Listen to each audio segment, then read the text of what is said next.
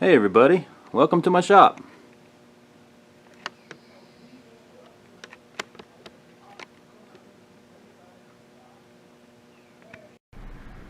Well, hey guys, it's Tom here. Back in the shop for, I don't know, I guess the last time. Show you the progress, been packing up, and I got a little pile of stuff that I've accumulated over the last couple months, you know, purchases and whatnot. Some viewer mail, some stickers have come in.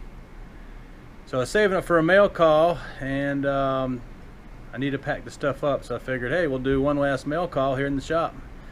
So let me turn the camera around and show you my progress. So yeah, looks a bit different. As you can see, getting stuff packed,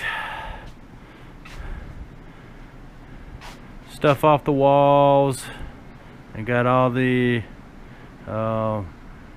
nuts and bolts, you know, stuff I had there. I've got plastic totes that I've been filling up with tooling, and those plastic trays there work perfectly. I can get 2 bins of fasteners in each one. So they're ready to go.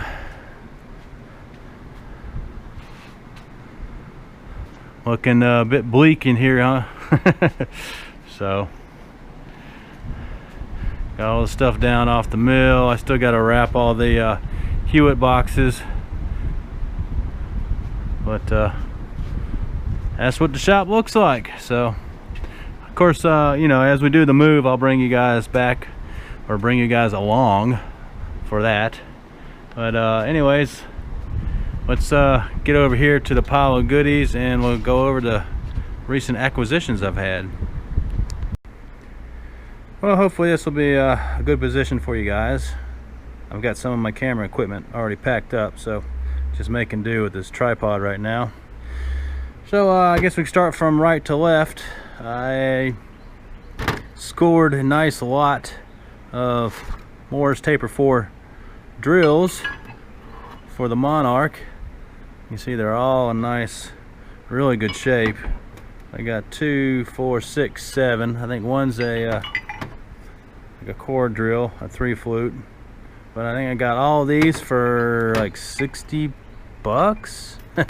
So I mean, killer deal, you know, because usually, you know, you're paying that much just for one, you know, especially on the larger sizes. So I thought that was sweet. I need to you know, fill my tooling void for more Taper 4 drills, and with that I went ahead and bought one of those Morse Taper 4 collet holders from colletizer.com. These are real good units. You know, the tapers are bored in there, so the drill bits, so the drills fit perfect. So that'll be getting filled and will reside at the end of the Monarch lathe once we obviously move it.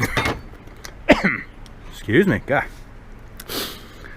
Coming back down from the mountains of Virginia down here to Charlotte. The pollen is still out, so still messing with my allergies. Also picked up a couple cool little dial travel indicators for my display case, you know, for my vintage machinery stuff. This one works well, feels good, nice and smooth. So this is actually in usable condition. This one is not. This feels like at some point of its life the glass was replaced with a piece of plastic, and so it is not perfectly domed. As you can see, it kind of sits flat right here, so the needle wants to stick. So not too worried about it. It'll go in a display case. If I ever want to use it, I guess I could always send it up to Mark at MR Tool Repair. But a couple cool DTIs to add to the collection. And now that I'm using the shaper and trying to get my grinds right on the high-speed steel, let me move you guys over just a smidgen.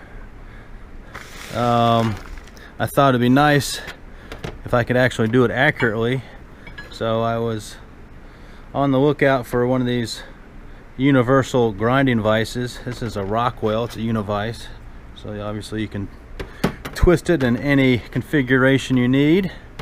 So I picked that up at a really good deal. I mean, most of them usually about $250 or so on eBay. This guy had it for, let's see, $160. Buy it now. So I was like, bing, hit that button. So I thought that was an awesome score. So you'll be seeing this on the Boyer Schultz, grinding up some high-speed steel for the shaper. And let's see, KBC, you know, had their monthly sales flyer, and I just picked up some T-nuts. I didn't feel like making any, and these will fit my 8-inch rotary table. Nothing fancy there. And I found this Starrett 1 to 2 inch blade mic. I've got a 0 to 1, but I didn't have a 1 to 2. I always got my eyes open for deals, and it was at a really good price, so I grabbed it. Nice and smooth. A little bit of surface rust, but that won't harm anything. And since I'm trying to up my game on my Morris Taper 4 stuff, I figured I'd do the same thing with reamers. So you know, just looking for good deals. This is a new one. It's a TMX. This is 1 1/4 Morris Taper 4 reamer, new in this nice little plastic container. So that was awesome. I think I paid 14-15 bucks, if I didn't mention that. Here's what, a 1 1/2. It's used, but still nice and sharp. And I think that was maybe $30. I mean, killer deal. And this last one, I bought this one new.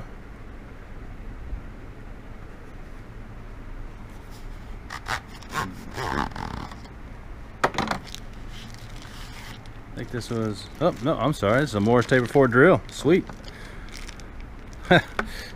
Told you guys I bought some of this stuff a while back and I forgot what I got. Been busy with you know, getting moved out of this place and getting moved in our new place, so it's been a little chaotic around here. And I picked up a set of magnetic transfer blocks for the Boyer Schultz. They were on sale, so I went ahead and scooped them up, because normally they're somewhat pricey for the limited use that you get out of them. So that'll be good. And since we're moving, I was up in the attic, you know, packing stuff up and discovering stuff that we've stuffed up in the attic 23 years ago when we first moved into the house. And I found a couple pieces pretty cool that I made in high school shop class. So here's a set of tongs that I forged. You know, nothing fancy. Probably was just some either hot rolled or cold rolled we started out with, and then, you know, did the rivet, twisted the ends, so that way I had a set of tongs to you know, grab it, anything that's hot, or grab it something that's out of the furnace or whatnot. So I thought that was cool. I probably made these around 1982, and in that same class we had a lathe. I want to say it's either a Clausen or a Rockwell from my memory, and I was one of the few guys that the shop teacher let use the lathe, because, you know, most of the people that took shop were usually the football type guys that just needed a passing grade to keep their scores up, you know, so they could play ball. So I was one of the few that actually enjoyed shop and, you know, excelled from it and was a sponge. And, you know, he, you know, in turn, you know, let me play with the machines unsupervised. So I made this little container.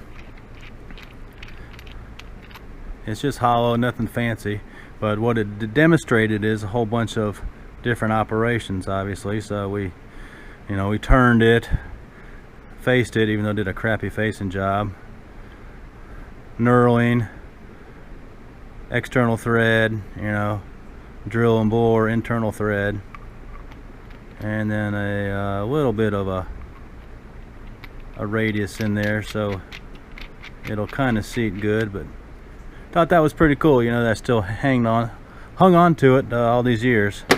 So thought I'd share that with you guys. And lastly, I got some stickers from Untitled Kim up there in Monroe, Washington. He has a YouTube channel, Woods Creek Workshop. We did a sticker swap. Hopefully this is not getting washed out. I can't tell in the viewfinder. But thanks, Untitled. I appreciate it. They'll go on the Inco as soon as I get a chance. And with that, guys, just wanted to you know, give you some content. I appreciate all the support.